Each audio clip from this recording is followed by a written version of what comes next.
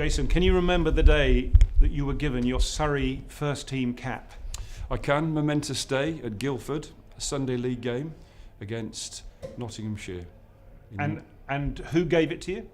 Adam Hollyoake, myself and Nad got capped at the same time, Nad Shahid. Lovely Sunday afternoon. And was it a surprise? Did you know it was coming? I'm not sure actually. I can't remember whether it was or not. I think it was a surprise, yeah. And what did that mean to you? I mean, was it just another sort of cap to have in the bag, or did it actually mean something special? I think it means a lot. It was very special. I think there's something about Surrey and the club, the history and the tradition, and we all knew when this was pros and amateurs and people had separate dressing rooms. I think when I first came to the club, there was a capped dressing room and an uncapped dressing room. And at that time there were probably only 9 people who were capped in the big room, and in the second team room there were probably about 15, 16, maybe more. You know, it was completely outnumbered, and it was like old time. You had to knock on the door.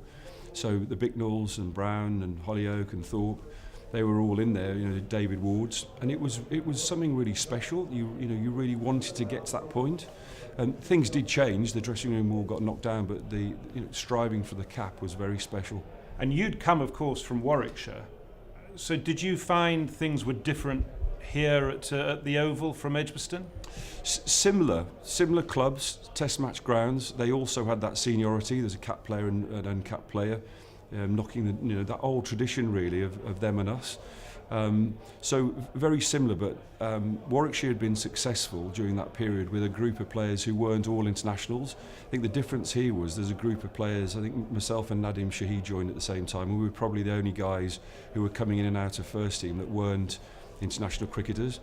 I think we all just gelled, similar ages, aspirations to do well, people wanting to push international aspirations, and we created quite a unique environment where everybody got on. In any working environment it's unusual for everybody to get on. I think that made that era, that 10-year era, pretty special. And a final question, in getting your cap, was there an immediate pay rise? Crikey, I can't remember whether there was. I think there was particular banding for cap players at that point, but I think we'd gone past that by then with performances. Brilliant, thanks Jason, good to see you. You too.